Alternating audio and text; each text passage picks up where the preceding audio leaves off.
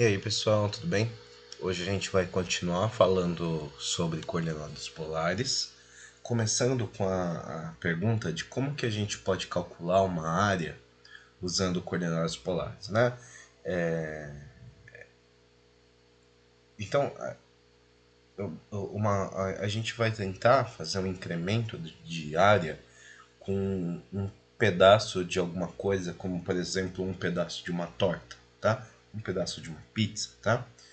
O pedaço, né? Ele vai ter uma cara, né? Mais ou menos assim. A gente vai ter uma circunferência, né? Uma torta, uma pizza, um bolo, qualquer coisa vista de cima, a gente vai ter uma circunferência e essa circunferência obrigatoriamente tem um raio, né? O raio tem o raio do pedaço, né? E esse raio, né, se a gente fizer um deslocamento de ângulo de θ, né, se a gente fizer um deslocamento de θ do ângulo, né, a gente pode, ele vai caminhar por um caminho circular, né, mas é um caminho circular que é muito aproximado, né, para um caminho reto, justamente porque o deslocamento é pequeno. E após esse deslocamento de θ, a gente pode dizer, né, que ele deslocou nesse sentido aqui algo como r de θ, tá? Então essa é a ideia, né? A gente tem um pedaço de um arco circular, né? Que é ele tem um comprimento r de θ. E a gente pode dizer que a área, né, dA é a área desse pedaço. Então a área disso aqui é dA, tá? E aí como a gente pode expressar dA em termos de rθ? A área total desse pedaço na verdade, do bolo, da pizza, da torta, etc., como são círculos, né? A área total é πr quadrado, né? E para encontrar dA, a gente pode notar que a proporção da área total, né, é igual à proporção, ele cobre, né? É uma relação com a proporção do comprimento, tá, da circunferência da parte preenchida. Então, é equivalente a gente dizer que dA sobre a área total, que é πr quadrado, né, ele segue uma proporção linearmente, né, com o comprimento da, da, da figura, né? dA sobre πr quadrado é a mesma, a porcentagem de área também é a mesma porcentagem, né, de é a mesma porcentagem de comprimento de circunferência, de perímetro, né, da nossa esfera ou do nosso círculo. Então, a partir daqui a gente tem que dA ele pode ser reescrito como dθ sobre 2πr, né, vezes πr quadrado. E aí, bom, a gente pode simplificar, né, e a gente chega que dA pode ser escrito como 1 meio, né, 1 meio de aqui, né? Não é de θ, né? Tá errado isso aqui, né? O comprimento disso aqui é r de θ, né? Então, r de θ. R de θ. Então a gente vai ter 1 meio de r quadrado, né? O pi corta, vezes dθ. E é essa relação que a gente chega, né? Essa é a fórmula básica para um incremento de área em coordenadas polares. A gente quer usar coordenadas polares para calcular áreas de outros pedaços, outras figuras, outras formas além de círculo, né? Nesse caso, r vai ser uma função de θ. A distância entre a curva e a origem muda dependendo do que o ângulo dependendo do ângulo que o nosso raio está formando, né? Então, o raio, ele tem, assim como no exemplo que a gente tratou da esfera, ou o exemplo mais simples, né, da linha sobre o plano cartesiano, né? A gente vai ter raios diferentes para cada ângulo, né? Então, a gente tem aqui, de fato, uma área que ele relaciona, né, o raio e o ângulo, né? O nosso ponto de centro, né, da referência é a origem, beleza? A gente pensa que os raios saem da origem, né, e em algum ângulo θ, tá? Então a gente pode reescrever esses raios como uma função de θ. Então seria r de θ. Isso é permitido, né? Não é absurdo, uma vez que a gente sabe, né, que a gente consegue encontrar uma relação, né, do raio com o ângulo, né?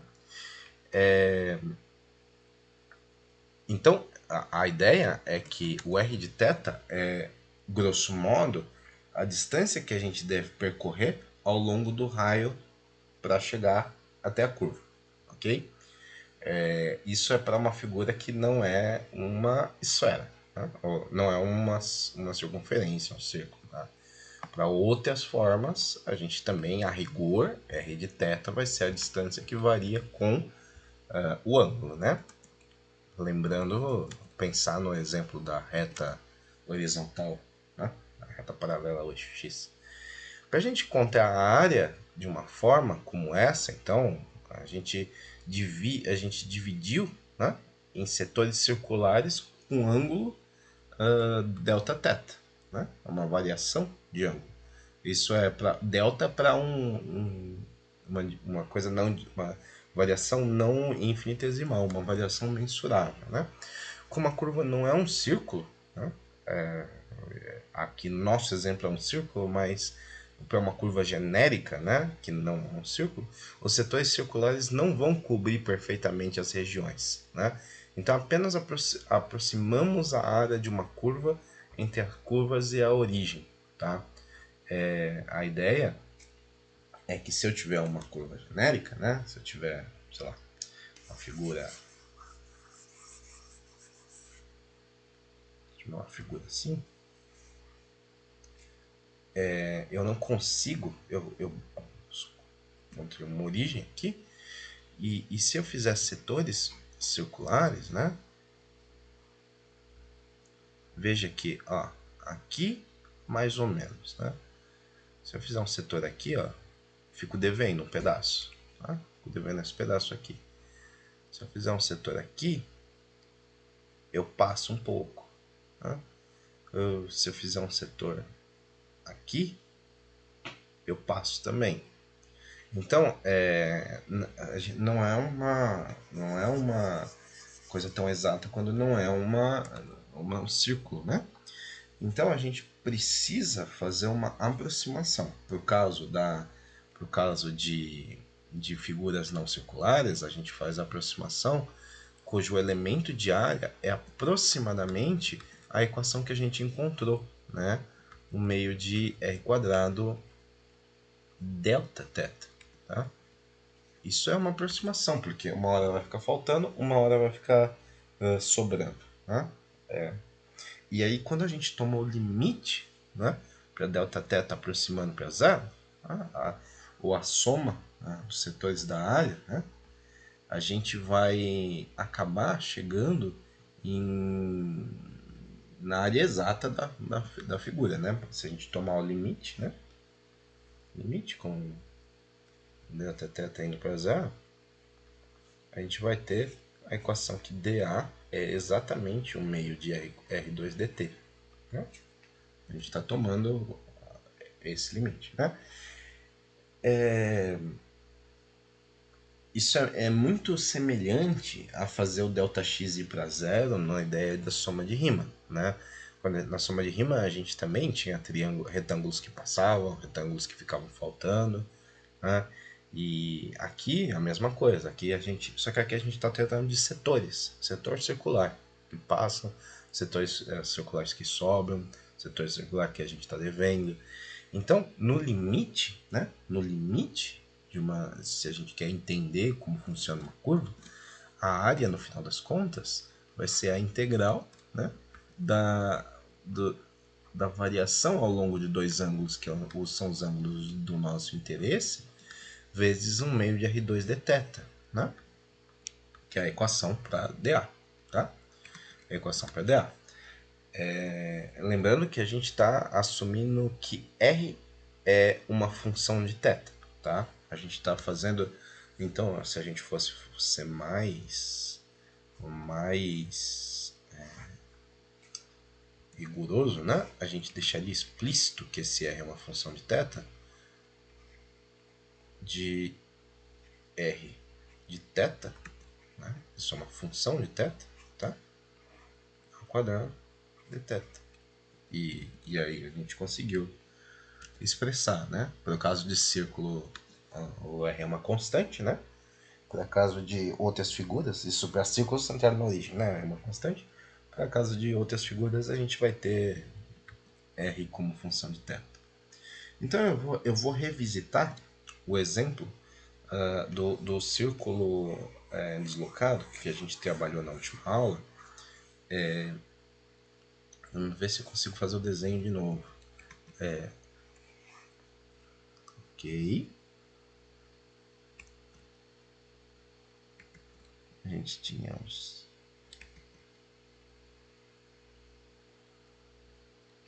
que não tá reto, né?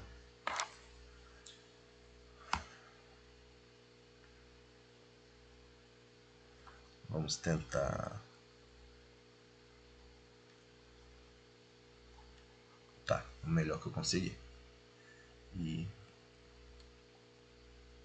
na horizontal... Aqui, não tá no meio, né? Tá? Parece razoável, né? Então a gente vai encontrar a área, tá? Em coordenadas polares dessa região, tá? Lembrando que a curva, como é que era a equação da curva? A equação era R igual a 2A cosseno θ. Isso aqui já foi calculado, né? E aqui a gente tem, de fato, R como função de θ. Né? Então, ok. A gente viu, né, que essa curva descreve um círculo, né, de raio A centrado no ponto A0. Então, o centro dele é A0. Né? E em equações retangulares, né, a gente tem a equação desse círculo como sendo x menos a ao quadrado igual a x quadrado, x menos a ao quadrado mais y quadrado igual a ao quadrado. A gente viu que isso é o equivalente em coordenadas retangulares.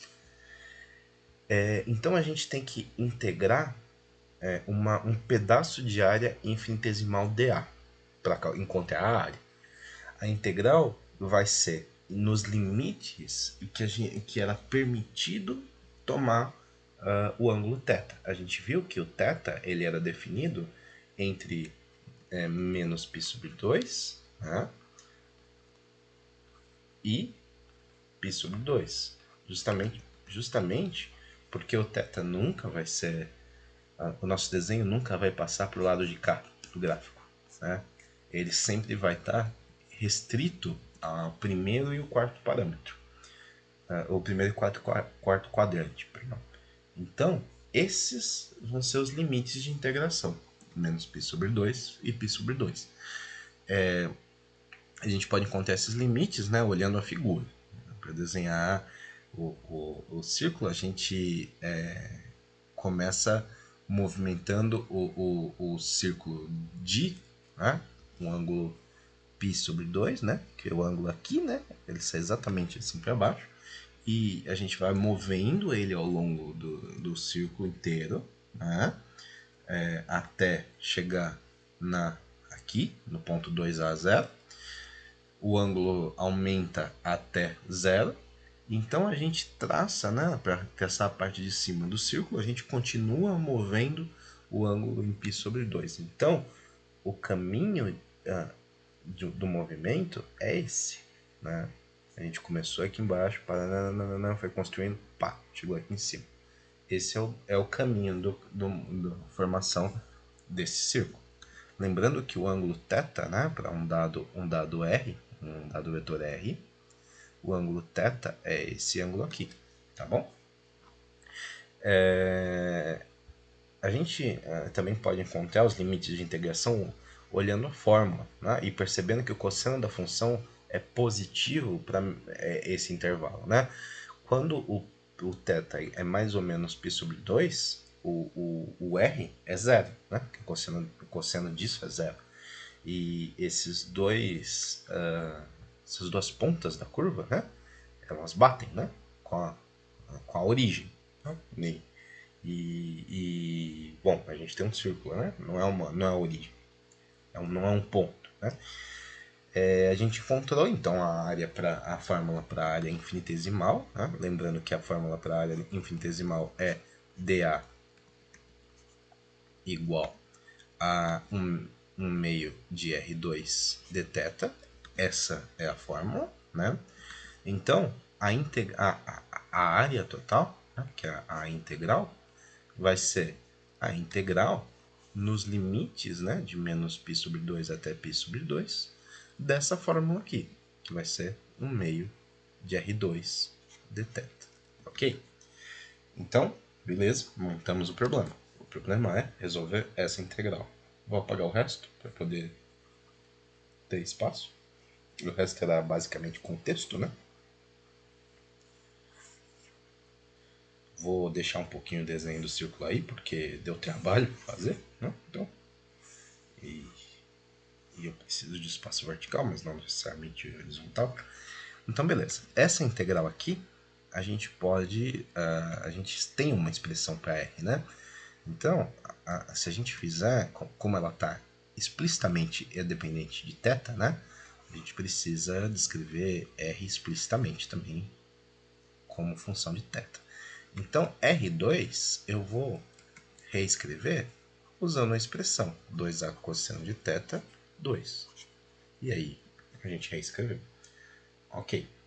Agora, a gente pode tentar simplificar o valor que está dentro dessa integral, que é... Vamos, deixa eu deslocar isso aqui para cima também.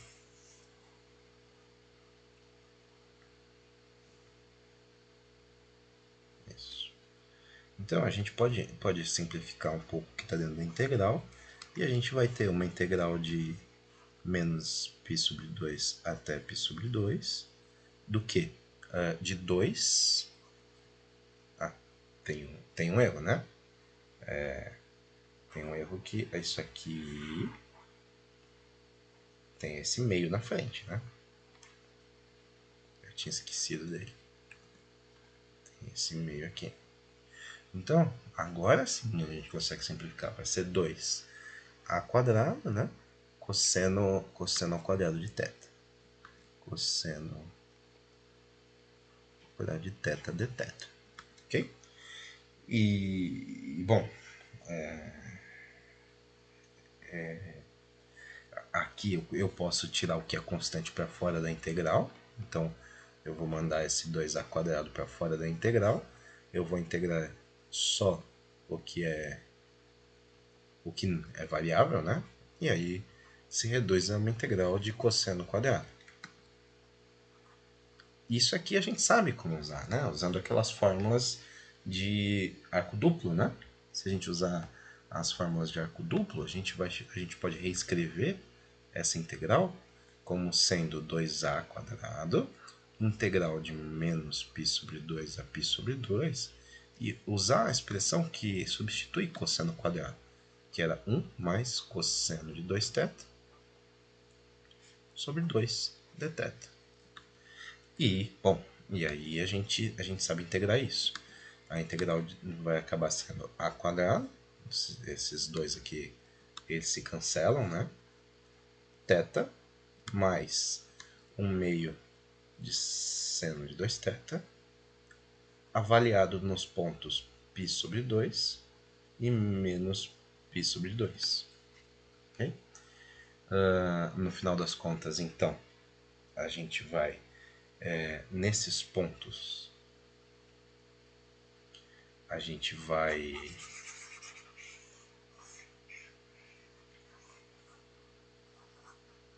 sumir com esse seno, né? Porque o seno de π sobre 2 e o seno de menos π sobre 2, lembrando que seno é função par, né? Então, o valor f de x é igual a f de menos x, né? Então, a área, esse seno desaparece, só vai importar aqui o θ, né? Porque vai ser zero, se é 0 para um, tem que ser 0 para o outro. Então, a nossa área vai ser a quadrado vezes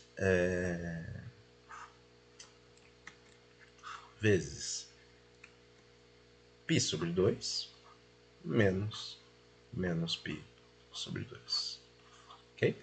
E aqui, bom, aqui dá π, né? Então, a área disso aqui é igual a π r ao quadrado, que é o A, né? π a quadrado, que bate, né, com a fórmula correta, né, do círculo de raio A. Então, não há inconsistências, né? Era isso por hoje e até o próximo vídeo. Tchau, tchau.